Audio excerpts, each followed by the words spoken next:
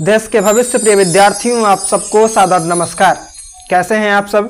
आशा करता हूं कि आप सब अच्छे होंगे, आप सब स्वस्थ होंगे और अपने माता पिता के सपनों को साकार करने में आप अपने दिन का हर एक मिनट खर्च कर रहे होंगे। क्योंकि आज यदि आप अपनी पढ़ाई पर अपना समय खर्च करते हैं तो इससे आपको भविष्य में जो मुनाफा होगा उसकी आप कल्पना भी नहीं कर सकते हैं। क्योंकि शिक्षा पर हम अपना व्यय जो करते हैं, शिक्षा पर हम अपना समय जो खर्च करते हैं, वह हमें भविष्य में मुनाफा ही मुनाफा देता है। और हमारे जो अपने होते हैं, हमारे माता पिता जो हैं, उनको एक गौरव का एहसास करवाता है। इसलिए आप सब मन से पढ़िए और जब पढ़ाई करने का मन न करे तो अपने पिता के पांव को जाकर के देखिए। आप अपने पिता के पांव में जाकर के देखेंगे, उनकी फटी हुई एड़ियों को देखेंगे, तब आपका पढ़ने के प्रति जरूर मन होगा। क्योंकि आपके पिता आपके लिए संघर्ष करते हैं। आपके घर के अभिभावक जो है वो आपके लिए धूप में तपते हैं, ठंड में ठिठुरते हैं, बारिश में भीगते हैं, ताकि आपके पास आपकी पुस्तकें आ सके,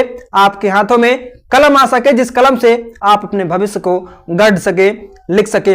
इसलिए अपने माता पिता के सपनों को साकार करने के लिए पढ़िए और जरूर पढ़िए। क्योंकि आज यदि आप नहीं पढ़ेंगे तो आप अपने भविष्य को नहीं बदल सकते हैं, आप अपने परिवार के भविष्य को नहीं बदल सकते हैं। और जब आप यदि पढ़ेंगे आज तो निश्चित रूप से आपका कल स्वर्णिम होगा और आपके माता पिता को भी आपके ऊपर गर्व होगा। मां सरस्वती भगवती से प्रार्थना करता हूं कि आप सबका भविष्य उज्जवल और चमकीला हो। इन्हीं शुभकामनाओं के साथ आज मैं पुनः उपस्थित हूं आपके बीच में एक और अध्याय लेकर के पॉलिटिकल साइंस का, जिसका नाम है लोकतंत्र की चुनौतियां।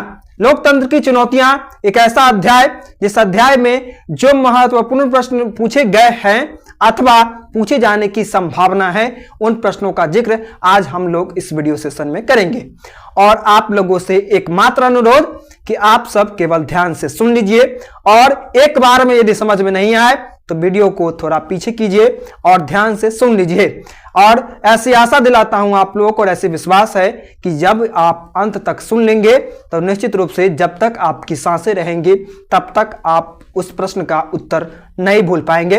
इसलिए ध्यान से सुनिएगा और निश्चित रूप से आप जब ध्यान से सुनेंगे तो निश्चित रूप से आपको बेहतर ढंग से समझ में आ जाएगा और आप अंत तक याद रखेंगे, न केवल परीक्षा तक बल्कि हमेशा ही आपको ताउम्र आपको वो सवाल के उत्तर जो होंगे वो आपको स्मरण रहेंगे। तो इस पाठ से लोकतंत्र की चुनौतियां पाठ से जो प्रथम प्रश्न है वह प्रश्न आपके सामने में ये रहे। सूचना का अधिकार कानून लोकतंत्र का रखवाला है कैसे? सूचना का अधिकार कानून लोकतंत्र का रखवाला है कैसे? लोकतंत्र के विषय में तो आप जानते ही हैं। रखवाला के विषय में आपको बता देता हूं। रखवाला का मतलब होता है पहरेदार या फिर चौकीदार। तो सूचना का अधिकार कानून लोकतंत्र का रखवाला अर्थात लोकतंत्र का पहरेदार या फिर चौकीदार कैसे है? तो सर्वप्रथम आप तो लोकतंत्र के विषय में जानते ही हैं। लोकतंत्र किसका शासन है? लोकतंत्र जनता का शासन है। जनता का जनता द्वारा और जनता के लिए शासन है। तो जनता का जनता द्वारा के लिए शासन के लिए रखवाला सूचना का अधिकार कानून कैसे है? पहले हम लोग जब सवाल में ही कभी कोई प्रश्न ऐसे होते हैं जैसे प्रश्न में ही प्रश्न का उत्तर छिपा होता है। तो सूचना का अधिकार कानून लोकतंत्र का रखवाला अर्थात लोकतंत्र का पहरेदार चौकीदार इसलिए है क्योंकि सूचना का अधिकार कानून का मूल लक्ष्य ही है लोगों को जानकारियां मुहैया करवाना। सूचना का अधिकार कानून 2005 ईस्वी में जब लागू किया गया तो इसके पश्चात से यह प्रावधान है कि आम व्यक्तियों को भी अधिकार है कि सरकार कौन कौन सा निर्णय जारी कर रहा है तो उसके विषय में जानकारियां प्राप्त करे, है ना। लोकतंत्र जनता का शासन है तो इस प्रकार हम कह सकते हैं कि सूचना का अधिकार कानून जो है सो हमारा पहरेदार है। पहरेदार इसलिए है क्योंकि पहरेदार या फिर चौकीदार होता है, उसका यह कार्य होता है कि वह हम लोगों को सूचनाएं देता है ना, कि कौन कौन व्यक्ति हमारे घर के अंदर प्रवेश करने वाला है ना, अथवा कौन कौन व्यक्ति, कितने व्यक्ति आए कितने व्यक्ति गए। तो ये तो पहरेदार का काम हो गया। मगर सूचना का अधिकार कानून जो है वो लोकतंत्र का पहरेदार इस प्रकार है कि सूचना का अधिकार कानून का मूल कार्य ही है कि वह आम लोगों को सूचनाएं देता है ना, आम लोगों को जानकारियां मुहैया करवाने का कार्य करता है। तो इस प्रकार हम लोग कह सकते हैं कि सूचना का अधिकार कानून क्या है? तो सूचना का अधिकार कानून लोकतंत्र का रखवाला है। आशा करता हूं कि आपको ये प्रश्न जरूर समझ में आए होंगे और आप ताउम्र इस प्रश्न को कभी नहीं भूलेंगे। उसके पश्चात दूसरा महत्वपूर्ण प्रश्न है भारतीय लोकतंत्र की समस्याओं को लिखेंगे। भारतीय लोकतंत्र के समक्ष कई समस्याएं हैं जिनमें से प्रमुख समस्या जो है वह है शिक्षा का अभाव। भारतीय लोकतंत्र की प्रमुख समस्याओं में प्रथम समस्या शिक्षा का अभाव है, क्योंकि शिक्षा के अभाव के कारण क्या होते हैं, तो लोग जागरूक ही नहीं हो पाते हैं, अपना जो उनका कर्तव्य है उस कर्तव्य से वो विमुख हो जाते हैं। भारतीय लोकतंत्र के समक्ष और भी समस्याएं हैं, जिसमें सामाजिक समस्या हम लोग कह सकते हैं कि जाति के आधार पर जो भेदभाव किया जाता है, जाति के आधार पर, धर्म के आधार पर जो विद्वेष फैलाया जाता है, जो घृणाएं फैलाई जाती है, वह भी भारतीय लोकतंत्र की क्या है, भारतीय लोकतंत्र की क्या है, तो समस्याएं। और समसामयिक समस्या के रूप में आप लोग लिख सकते हैं कि भारतीय लोकतंत्र में और भी समस्याएं हैं, जैसे आतंकवादी गतिविधियां जो है वो भी भारतीय लोकतंत्र के एकता और अखंडता को कहीं ना कहीं खंडित करने का प्रयास कर रहे हैं। तो ये भारतीय लोकतंत्र की समस्याएं हैं। अशिक्षा हो गया है ना, आतंकवादी गतिविधियां हो गई है ना, लोगों का अपने कर्तव्य के प्रति जागरूक न होना, यह भी भारतीय लोकतंत्र की समस्या है। तो इन समस्याओं का जिक्र आप लोग कर सकते हैं उत्तर में।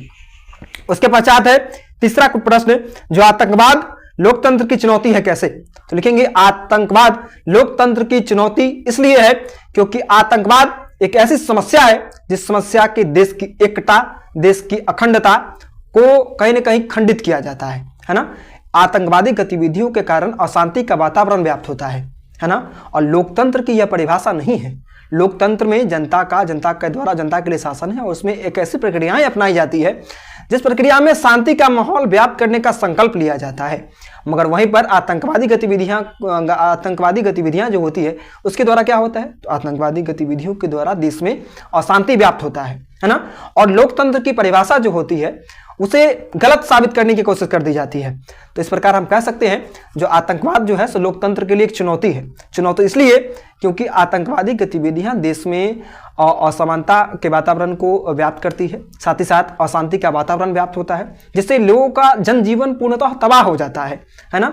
जनता के द्वारा और जनता के लिए शासन की पद्धति को पूरा तरीके से चरमरा दिया जाता है आतंकवादी गतिविधियों के कारण। तो इस प्रकार हम कह सकते हैं कि आतंकवाद जो है सो लोकतंत्र के लिए एक गंभीर चुनौती के रूप में है।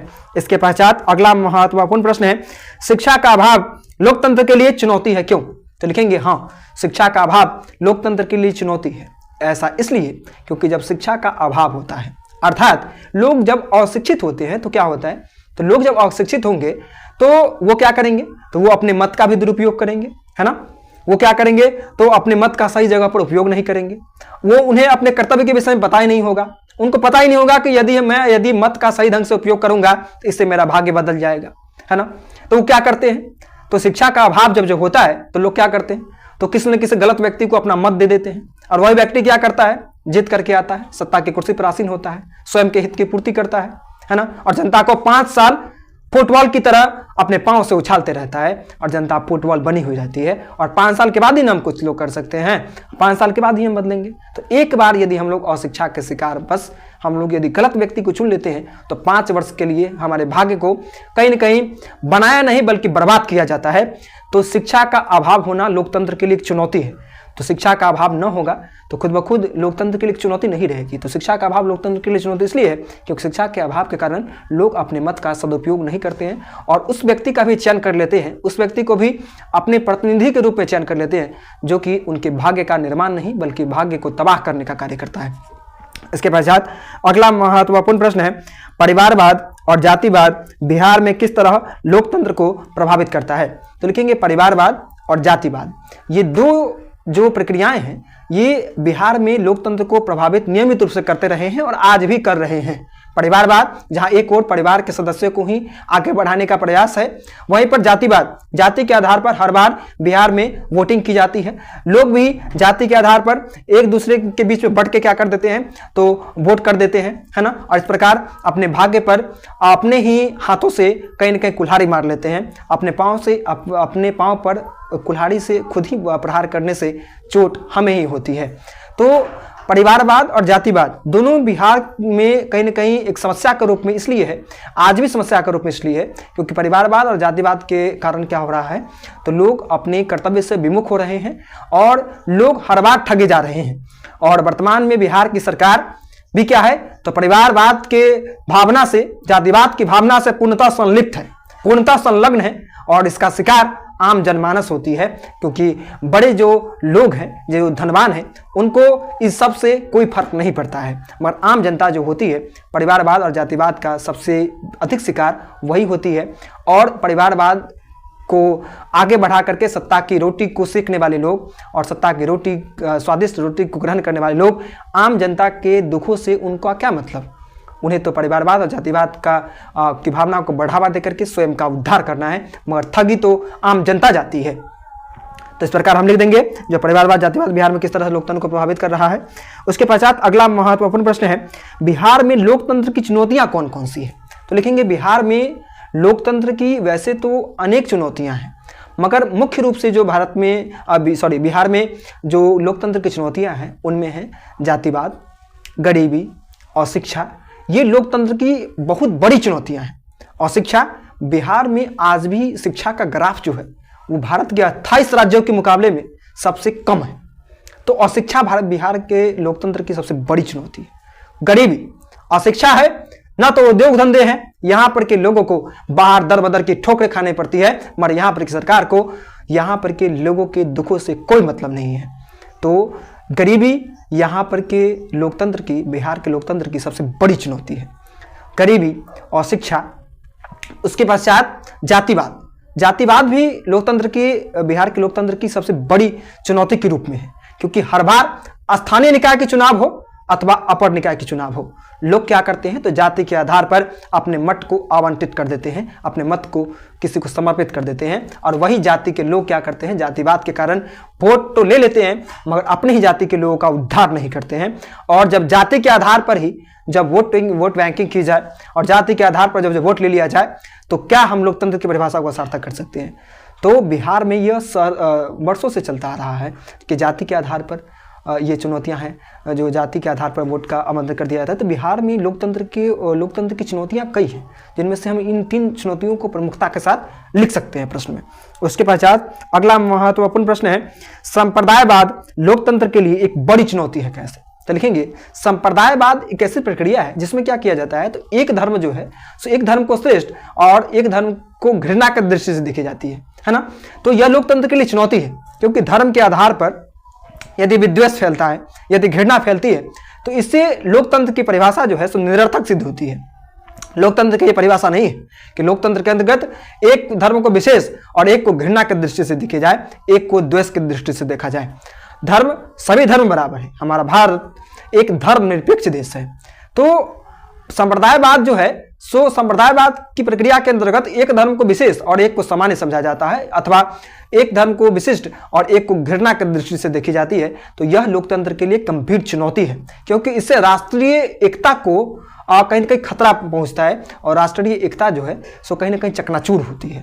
तो इस प्रकार हम कह सकते हैं कि संप्रदायवाद जो है सो लोकतंत्र के लिए एक गंभीर चुनौती है। उसके पश्चात अगला महत्वपूर्ण प्रश्न है, जो नारी सशक्तिकरण क्या है। तो लिखेंगे नारी सशक्तिकरण से तात्पर्य है नारी को सशक्त बनाने से, अर्थात आर्थिक दृष्टिकोण से, सामाजिक दृष्टिकोण से, राजनीतिक दृष्टिकोण से महिलाओं को आगे बढ़ाने की एक प्रक्रिया है नारी सशक्तिकरण, जिसमें नारी की शक्ति के हितों को ध्यान में रखा जाता है और नारी किस प्रकार आगे बढ़ेगी और नारी किस प्रकार अपने अधिकारों को समझते हुए कुछ बेहतर करेगी, इसकी प्रक्रिया है नारी सशक्तिकरण। इसके पश्चात अगला महत्वपूर्ण प्रश्न इस पाठ से, भारतीय लोकतंत्र में दीर्घकालीन एवं समसामयिक समस्या क्या है। तो लिखेंगे भारतीय लोकतंत्र में दीर्घकालीन समस्याएं हैं महंगाई, जातिवाद, जो कि बहुत लंबे अरसे से चली आ रही है। उसके पश्चात और भी कुछ समस्याएं हैं, जो जैसे महंगाई हो गई, क्या कहते हैं, महंगाई, जातिवाद, ये दीर्घकालीन समस्या। तो वहीं समसामयिक समस्या क्या आ चुकी है, तो समसामयिक समस्या में हम लोग कह सकते हैं कि आतंकवाद जो है सो भारतीय लोकतंत्र की समसामयिक समस्या है ना, जो कि वर्तमान परिवेश में उभर करके आई है और इससे क्या होती है, देश की एकता और अखंडता को चोट पहुंचता है।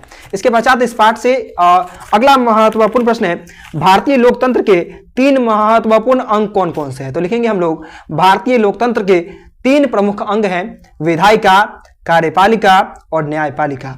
विधायिका क्या करती है, तो विधायिका कानून का निर्माण करती है। कार्यपालिका क्या करती है, तो कार्यपालिका कानून को लागू करती है। और न्यायपालिका का क्या कार्य है, तो न्यायपालिका का कार्य है कि दोषी व्यक्ति को सजा दिलवाना। तो लोकतंत्र की चुनौतियां पाठ से जो महत्वपूर्ण प्रश्न थे उन प्रश्नों को मैंने आपके बीच में रखा। आप सब ध्यान से सुने होंगे।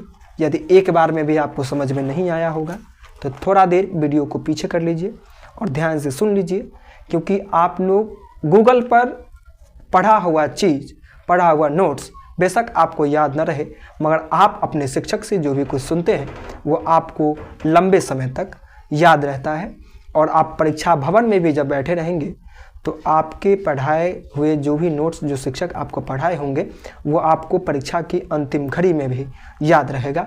और आप जब बताई गई बातों को जब अपनी कॉपी पर अंकित करेंगे और वह कॉपी जब कॉपी चेक करने के बाद वाले के पास पहुंचेगी और वो जब कॉपी चेक करेंगे तो उनको पढ़ करके आनंद आएगा, और क्योंकि आप सटीक उत्तर लिखे रहेंगे और आपको नंबर भी सटीक मिलेगा और आपका परिणाम जो होगा वो आपके इच्छा के अनुरूप होगा। तो अपने इच्छा के अनुरूप शानदार अंक लाने के लिए आप क्या कीजिए, तो आज मेहनत कीजिए, क्योंकि आज यदि आप मेहनत से जी चुराते हैं तो भविष्य में आप कुछ भी नहीं कर पाते हैं। इसलिए भविष्य में कुछ न कर पाए तो फिर जीवन ही व्यर्थ है। आप लोग जीवन में आप लोगों को एक अवसर मिला है कि आप लोगों को ज़िंदगी मिली है एक मनुष्य के रूप में, तो इस मनुष्य के रूप की ज़िंदगी का सदुपयोग कीजिए, मन से पढ़िए और मन से पढ़ेंगे, मेहनत करेंगे तो मेहनत एक दिन ज़रूर फलीभूत होता है और उसका फल हमें ज़रूर मिलता है। तो माँ सरस्वती भगवती से प्रार्थना कि आपका कल उज्जवल हो। धन्यवाद।